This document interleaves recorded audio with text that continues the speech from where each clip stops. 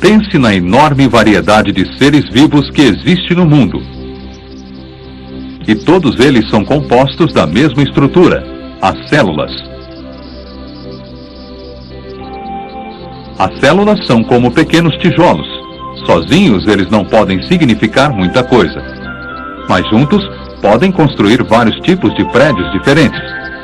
Você é formado por mais de 100 milhões de células, que têm, em média, 1/100º de milímetro de largura. 1000 delas em cada centímetro da régua. Algumas células do seu corpo morrem e são substituídas.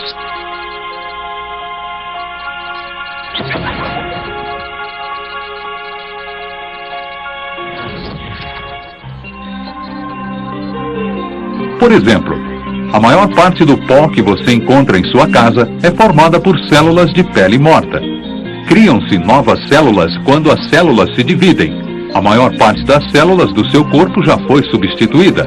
Portanto, embora pareça estranho, a maior parte do seu corpo é mais jovem do que você.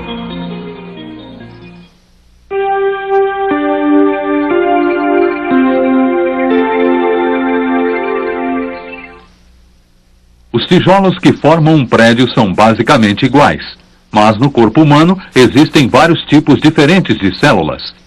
As células nervosas não são iguais às células do coração, e nenhuma delas se parece com as células ciliadas que reagem ao som na cóclea da orelha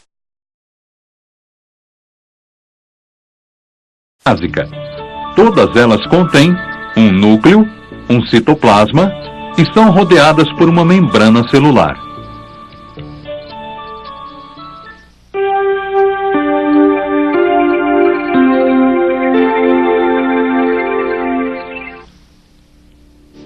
Esta é uma célula cerebral ampliada 10.000 vezes. O seu cérebro tem 100 bilhões dessas células.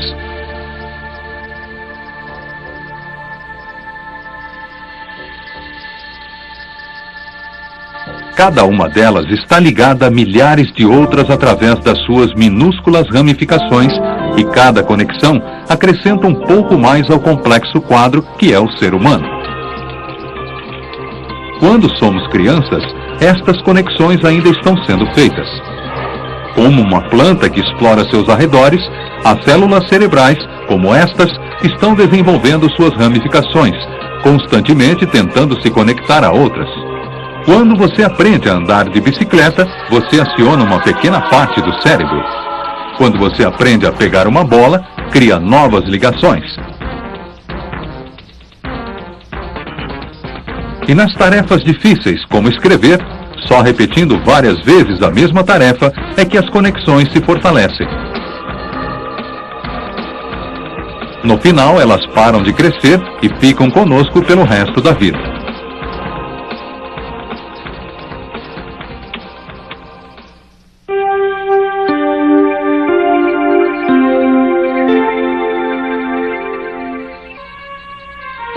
As células do nosso corpo são constantemente substituídas.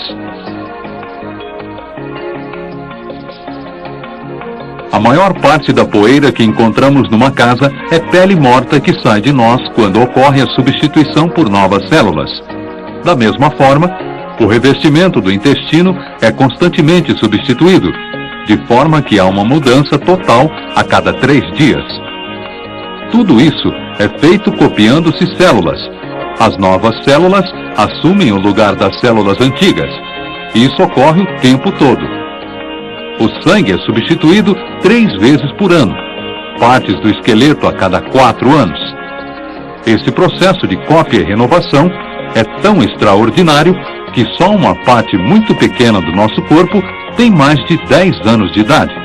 Mas se o nosso corpo está constantemente se renovando desta maneira, por que começamos gradativamente a parecer mais velhos? Por que não mantemos a aparência que tínhamos quando jovens? Podemos entender que não temos a mesma aparência de quando éramos crianças, porque nós continuamos crescendo. Mas quando atingimos a maturidade, por que não continuamos com a mesma aparência pelo resto da vida? Bem, uma das explicações possíveis para o fato de eu não ter a mesma aparência de quando era estudante de medicina pode estar no próprio processo de renovação. Pois renovar envolve a feitura de cópias. Cópias de células da pele, do sangue, dos ossos, cópia de todos os tipos de células. E copiar apresenta problemas. Suponha que nós copiássemos esse programa nesse cassete, e depois desse cassete para esse, e continuássemos fazendo isso umas 10 vezes ou mais. Qual seria o efeito de toda essa copiagem? Bem, nós fizemos isso. Deixe-me mostrar. Você obterá uma imagem mais ou menos como essa. O processo de cópia não é perfeito, comete-se erros. E embora ainda seja possível me reconhecer, a imagem vai piorando. Em termos de corpo humano, nós chamamos esses erros de envelhecimento. Além disso, quanto mais velha a pessoa, isto é, a máquina copiadora, mais frequentes são os erros.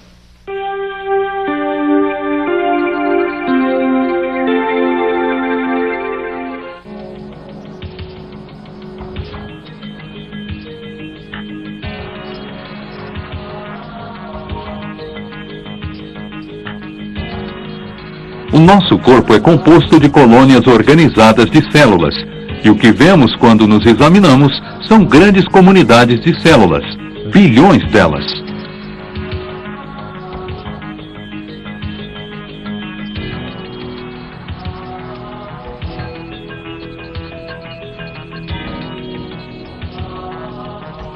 Cada uma desempenha um papel específico, uma célula do coração, do músculo ou do cérebro.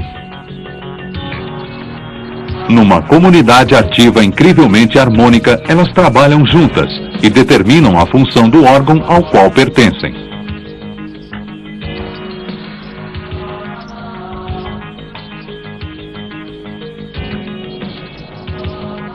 Desde o início da vida, esta dedicação ao dever requer que nós morramos. Algumas células do feto, na verdade, recebem sinais para se autodestruir. Aqui, a mão em formação se desenvolve com um enorme amontoado de células. Depois, células são sistematicamente destruídas, formando os dedos e as lacunas entre eles, de maneira muito semelhante a um escultor esculpindo um bloco de pedra.